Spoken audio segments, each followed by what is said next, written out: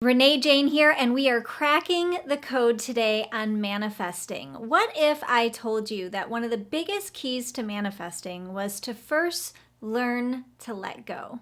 Have you ever felt like no matter how hard you try or how much you think about your dreams and your desires, they still seem somewhat out of reach?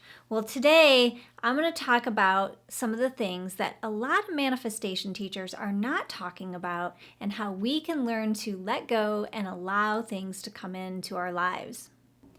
We'll discuss working with your thoughts so you can truly let go, so your subconscious is not running the show. And we're also going to talk about a couple other things that a lot of manifestation teachers don't talk about. Now, here's the thing. I don't consider myself a manifestation teacher, so to speak. You can read my bio about what I do to help my clients because I help them with manifesting their dreams every single day.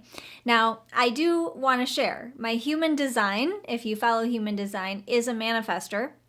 I think we're like 9% of the population, but I can tell you that I never identified as somebody who was a manifester in my life because I didn't know what that was. I did know, though, that I had a ton of trial and error, a lot of ways that I could see that I was manifesting things into my life that I didn't want. I was actually a great manifester all along, but my thoughts were thinking about the things I didn't want, and therefore they were coming to me. And so that was my best learning experience. The trial and error taught me I needed to take more care of where I was placing my thoughts, where I was putting my attention. Here's something that we don't often discuss because it's not as comfortable and it's a bit vulnerable. We don't want to look like we have anything wrong with us in this world. But the reality is that it's part of human nature to get caught up in our own victimhood. It's also part of our human nature to be in control or wanting to be in control. Let's put it that way. And on top of that, we all have an ego. And the ego isn't bad. It's part of being human. But if the ego is running the show and wanting to control everything and wanting everything to be perfect, and not liking what we see outside of us and wanting it to be different, then we are now living in our perfectionism, we're living in our victimhood. Have you ever noticed that when you obsess about something or you chase after something or you want something desperately and all you do is think about it and talk about it and think about it and talk about it, it tends to not happen. I don't know if that's been the case for you. It certainly has been the case for me, especially with my manifestation. So I have found that the more I let it go and I stop giving it any attention whatsoever, is the quicker it starts to come into my life. And I'm going to get more into how you do that momentarily. For me, my ego was kind of strong. Let's just be honest. And it still can be at times. We are human. We all have an ego. But what happens if there's an aspect of our ego that wants to get it right all the time, that wants it to look perfect, or that doesn't want to make a mistake, or doesn't want to do it wrong, or doesn't want to be wrong? Everyone has a different iteration of what this deep-seated thinking looks like within us. It shows up as the people pleaser or the victim, like I mentioned, or it shows up as trying to be the perfect person all the time. And if we have any of that still lingering around an area of our life where we want to manifest, it's going to come in and it's going to bring a halt, if you will, to us bringing in the manifestation. You see, the more I tried to control things, the more I tried to make it go my way, is the more that I started to realize that I wouldn't take risks. I wouldn't open up and trust that God, universe, spirit, whatever you want to call that, had my back and was guiding me to exactly where I needed to go. If I was in control, I was less likely to manifest. But if I sat back and I allowed the universe to have the plan and be in charge, then the manifestations seemed to flow so much more easily and effortlessly. If you're not getting it yet, yeah, I'm talking about taking some risks in your life. And I don't mean that you're always out there doing risky business, so to speak, but what I am saying is that getting out of your comfort zone is one of the biggest keys that I have found to manifesting, because our nervous system, our ego mind wants us to be quote unquote safe. This safe is usually a familiar way of doing things the way that we've always done them. But if we do things the way that we've always done them, we're going to get the same results, right? You've heard this before. So part of the goal that we have with letting go is partially letting go of not only the attachment to what you want, but it's also letting go of some of the old ways that you've been using that have been keeping you in this illusion of safety. For me, I have so many powerful manifestation stories, and I want to make this video really short today, so I'm not going to spend time going through all of them. But one of the most powerful ones is attracting my husband, my love. And for years and years, since I was a little girl, I always wanted to have this deep love of my life. And it was important to me. I wanted to have depth and intimacy in a relationship and to really be seen and known, and also to know another person deeply in that way. And so I have so many stories of attracting many lovely people all over my life. I was married one time before to my son's father about over a decade ago. And so I have a history in relationships, much like I'm sure you do. But I hit a point where I realized that it wasn't working for me anymore, and that there was a hidden, deep subconscious fear of being alone with myself. And I had had this fear for a long time. So when I tell you that there are some deep-rooted things in our subconscious that hold us back from manifesting, this is an example. I finally decided I would listen to this aspect of myself. I would take the risk. Out of my comfort zone wasn't going on dating apps. Out of my comfort zone was actually learning to be alone with myself. And so I committed to a year focusing on things that I loved. So I danced. I spent a ton of time with my son. I invested a lot in my business and my career. I played. I rode bikes. I joined classes I've always wanted to. I traveled to places that were on my bucket list and so much more. I started to really enjoy being with me. And I learned a very valuable lesson that I could trust in this God, universe, spirit. And it's not a religious thing for me, but it was a spiritual test of knowing that I'd always be taken care of, that no matter what happened, I'd be taken care of. So after about a year, I thought, well, this was my goal. It didn't mean that magically the universe was going to deliver Mr. Right to me after 1 year. I found myself quite vulnerably on a yoga mat in my condo, crying on the floor. And part of that was a grief. I think it was a grief of old relationships that I was in, but it was also a grief of this understanding that I had no control. Because really, let's think about it. Does anyone really have any control over anything happening in this life? No, we don't. Lo and behold, there was a book on my bookshelf that I had never read, and it caught my eye in the sad crying moment on the floor, and I picked it up thinking, oh, there might be a passage in this that helps me feel better right now, because that's all I wanted to do was just feel better. And sometimes we just need to be in the feelings, and sometimes we do need to just snap out of it. Well, this snapped me out of it, and I opened it up, and it landed on this page, and it talked about this woman goddess. She had decided to give her life to spirituality, to renounce all relationships with the opposite sex and just devote her life to a spiritual mission and service. And when I read this, I started to sob even harder because I have a very deep calling in my life to be of high service. What I did next was throw that book across the room. In this moment, by the way, I gave a lot of my power away to this stupid passage in a book. The reason I'm sharing it with you is it was very important for me to be able to hold this perspective of, yes, I desire a relationship with someone I truly love and connect with. And I also know that if this universe really wants me to be of service and not be in a relationship, then I can be okay with that too. And I had to learn how to truly not be attached to what I wanted. I actually went on for a whole other year of learning to be of service and to be alone with myself in a different kind of way and enjoy my life without so much attachment. I can't say it was perfect. I had my moments of still desiring and wanting to be in a relationship, but I realized I could be happy regardless. And lo and behold, synchronistic events happened. I don't have time to go into all of it today, but basically a friend of mine referred me to another friend who did some beautiful work for me. And then as I was talking to that friend, they said, "Hey, I want to set you up on a date." And I had just started to ask the universe to open me up to dating. I was not on any dating apps. I wasn't on anything. And all of a sudden, things started to flow into my life. And it came when I didn't expect it. It came when I was enjoying myself. So I want you to remember that your plan is not the plan. The plan is of higher order. The plan is not in your control.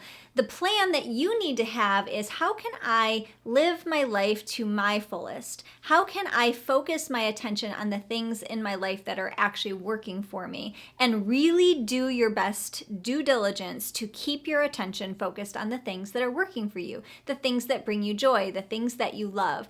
And perhaps step out of your comfort zone when you feel the call to do so. And you'll know, because you'll get little nudges or little signs, but it might be that internalized people pleaser or control freak or perfectionist or victim that is keeping you from actually stepping up, speaking up, showing up, or doing whatever it is that you've been called to do. So the first idea behind manifestation is to voice your desires. Of course, we want to share what we would like, place your order, so to speak. But the key here is then learning to let them go and pivoting and focusing on what in my life right now is going well, what's comfortable, what feels lovely to me, what can I be at ease with, and then giving a lot of those areas your attention. You need to trust that when you quote unquote place your order to the universe, that you're heard the first time. You don't necessarily need to keep asking over and over and over again.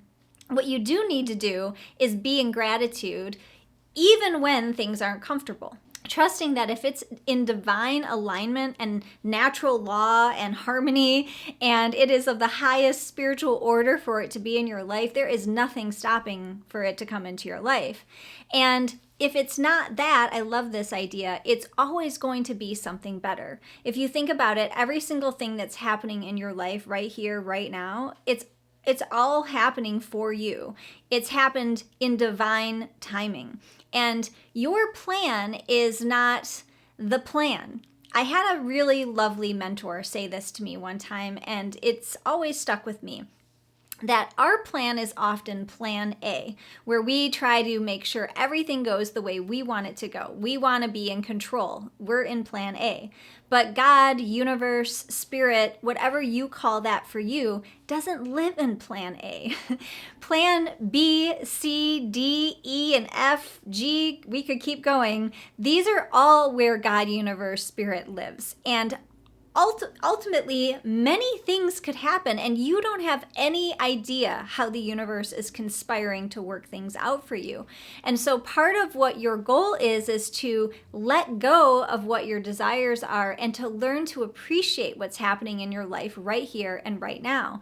Our problem often lies in the fact that we treat manifestation like some strategic math equation, and there is strategy behind it. I'm teaching you the strategy right now of letting go. But the strategy that I used to get lost in is that if I do A, B, and C, and I'm doing what I've been told to do because somebody told me this is how I manifest, then X, Y, and Z should then come in perfect timing, exactly how I want it to be on my timeline. And that just is not how life works. Sometimes the discomforts or the issues that we need to go through are all part of this orchestrated plan so we can actually get exactly what we want. The question is, can you let go and truly trust it? The other aspect of this that's so important to share that very few manifestation teachers actually speak into has a lot to do with our nervous system. So your mind might be thinking about what you want. Your mind might even start to be working through some of the stuff that's holding you back or blocking you from what you want. But what's happening in your physical body and your nervous system? Because our mind might say, take the risk and step out of your comfort zone. But our body might be frozen in the fetal position or in the corner of the couch with a popcorn bowl and not moving. I've been there. What happens with our nervous system and our physical body, and this is the work that I am so grateful I get to do with my clients, is that we get to get that out of the comfort zone too. Find ways to move your body in different ways than you have in the past, while you also find ways to move your mind into a new direction. And while you do this, you let go in the sense that you are in appreciation, or you're feeling the gratitude for the things in your life right here, right now, that you are so appreciative of. What are those things? Make sure that you know, because you can't control the stuff that's happening out there, but you can control what's happening in here. In my experience, I place my order, but true manifestation is about letting this universe really lead my life and trusting that everything I've ever desired, everything that I've ever wanted, everything I have ever created is going to come into my life. And if it doesn't, it'll be something so much better, because that's actually how it's worked so far. Every single thing I've ever wanted has come into my life, and if it hasn't, something much better has shown up in place of it. The universe knows way better than I do at this point, so I can say what I want, all I want, but we also need to do the work on really trusting that we are taken care of, that we are safe, that we are supported, that the universe truly does have our back, that things are working out for us. And if you're in a place right now where all that sounds like just a bunch of like BS, excuse my language, and it doesn't work for you, that's okay. That's okay. But that also shows you where your work is, because I started this video talking about how this is a different kind of manifestation video. This is about learning to let go. And part of that letting go is letting go of our own victimhood that tells us that this universe is out to get us, that nothing goes the way we want it to go, that everyone's out to harm us in some way, or nothing works out. I don't know. Whatever those stories are that are in your subconscious, that is where we begin to do the work.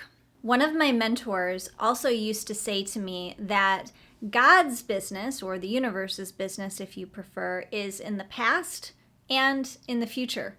And your job is to get the heck out of God's business. So if you have all this proof of like, it didn't happen yet, or it's never happened before, that's not your business, because it's in the past. And if you're over in the future trying to dictate how it's going to go, you're worried, you're concerned, you want this thing to happen. Is it going to happen? Am I going to have the baby? Am I going to get the job? Am I going to make the money? Is the career move going to happen? Am I going to get the house? Am I going to get the person?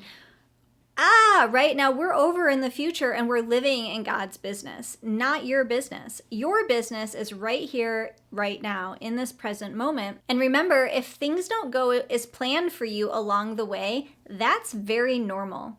Most often when we are manifesting something, especially something quite big and quite extreme compared to how we're living right now, then we're going to have all kinds of things happen that might not be comfortable. We might have all kinds of things that we deem as failures, but they're really not. They're just diverting us on the path to where we need to go. So part of the work in letting go is each time one of those things comes up, can we really let go? Can we trust that, oh wow, this is a diversion? And I have found that it's my thinking and my focus of my thinking that keeps me on the path of manifestation more than anything else. I have to give some credit to the lovely Byron Katie and what she calls the work. I use this with my clients, and I've used it myself and in a community of people I do this work with, and it's incredible because it helps us remember when we get stuck in a place of thinking that we can always change our first thought. And part of you creating the manifestations that you want in your life is also recognizing when it's time to change your first thought. I really hope that you can see that manifestation is all about divine timing, and letting go is about trusting in the divine timing. And that way, that when things don't work out or things don't go the way we thought they will, it doesn't mean we don't have grief. It doesn't mean we don't feel a lot of feelings around it, or we don't feel sometimes anger even, or sadness. But what it also means is that we can eventually get to a place of pure gratitude that thing didn't work out, because it had cleared space and allowed us to move into a new place where things are working out just wonderfully. If you like this video, please like it. Oh, and leave a comment below. I'd love to hear all about your manifestations and your experiences of manifesting and letting go specifically. And I do put out videos every single week, so if you want to be the very first to hear when that comes out, hit that little notification bell so we can stay in touch. And I will see you in the next video.